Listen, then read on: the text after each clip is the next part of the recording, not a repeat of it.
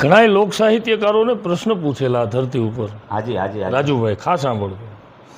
માનો કે મેઘાણીભાઈને બાપુ પૂછ્યું કોકે હાજી કે મેઘાણીભાઈ તમારા સૌરાષ્ટ્રમાં આટલા દાતારો કેમ, હા હા હા તમારા હોરઠમાં ભક્તો કેમ, જગ્યાઓ હરી કેમ, હરી હરી આટલા સુરવીરો કેમ? તે ઝવેરચંદ મેઘાણીએ કીધેલું ભાઈ મને જાજી ખબર નથી, પણ તમારી જેમ અમારા જન્મ ડમલફના ગાડલામાં નથી થતા. હરી હરી હરી હરી હરી તમારી જેમ અમારા જન્મ છે ને, અમારા જન્મ થાય ને ત્યારે અમારી મા હોય ને એ ગોદડું સીવે, હરી હરી હરી અને ગોદડું ઘોડિયામાં એ ગોદડી રાખે, એમાં બાપની પાઘડીનો કટકો હોય, હાજી હાજી હાજી માની કમખાની કોરનો કટકો જય હોય, હો જય હો એ દાદીમાના એ પોમસાનો કટકો હોય, હરી હરી હરી હરી એ ટુકડા ભેગા કરી કરી અને અમારી માઈ ગોદડું સીવીને સીવતા સીવતા કહેતી જાય કે બેટા તારો બાપ આવો હતો, તારો દાડો બાપ આવો હતો, તારી મા આવી હતી, અને એ ગોદડીમાં નાખીને જ્યારે અમારી મા હાલરડા ગાય ને પછી અહીંયા સૌરાષ્ટ્રમાં સંતો જન્મે, બાપ દાતારો જન્મે, સુરવીરો જન્મે.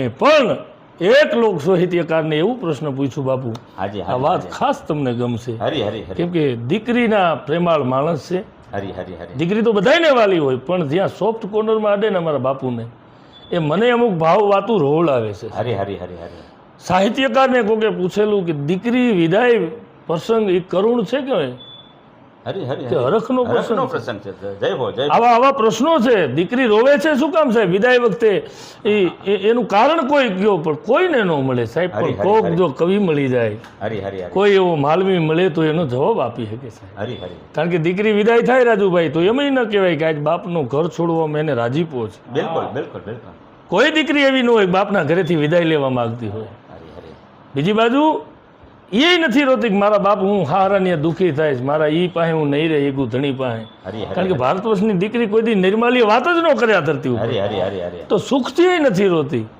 અને દીકરી દુઃખના આહુડા નથી પાડતો તો એ દીકરીના આહુડા છે ને સુખનાય નથી દુઃખનાય નથી. તો આહુડા પાડવાનું કારણ અમારા લોક સાહિત્યકારે જવાબ દીધો તો વડીલ એ દીકરી વિદાય વખતે એટલા માટે આહુડા પાડે છે કે એક રંગારો હોય ને એ ચિત્ર દોરે આખા ફળિયામાં પરિવારને બેહારી, અને રંગારો દિવાલ ઉપર એક ઝાડનું ચિત્ર દોરતો હોય. એમાં જાંબલી, એમાં વાટકો હોય, પીછી હોય, પાણી હોય અને કલર હોય. બાપુ એમાં જાંબલી કલરના પાંદડા થઈ જાય ને પછી એને બજરિયા કલરનું લાકડા કલરનું થળ બનાવવું હોય ને તો એને પીછી ધોવી પડે. શું કામ? કે એને રંગ બદલાવવો હશે. એમ સાહેબ દીકરીના ખાડજામાં માના બાપના જે રંગ લાગી ગયા છે ને એ રંગને ધોવા, એ કાળજાને ધોવા દીકરી આહુડા પાડે. આથી આ રંગ ઉતરે છે અને મારા હારા પક્ષમાં જે રંગ પાડવા હોય ને એ આ કાયામાં પૂરી થઈ જશે. આંસુ સુખનાય નથી, આંસુ દુઃખનાય નથી. એ સાહેબ પોતાનો કાળજાને વિસરવા માટે દીકરી આહુડા પાડે છે.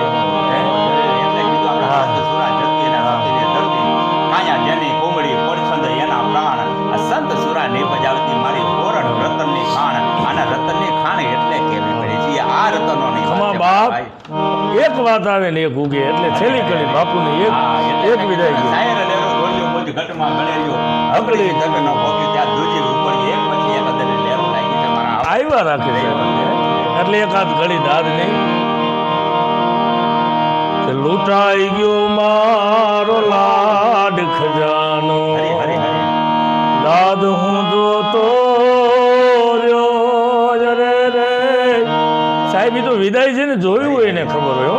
હા, લૂંટાઈ ગયો મારો લાડ ખજાનો, દાદ હું જોતો રહ્યો.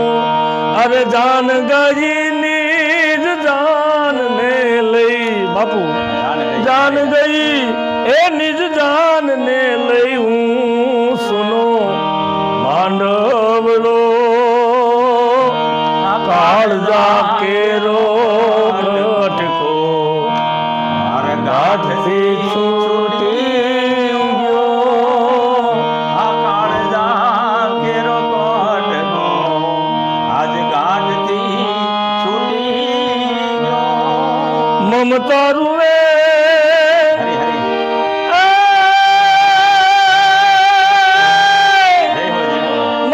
રૂવે એ જ જેમ વેણું માં વિરલો ફૂટી ગયો કાળજા કેરો કટકો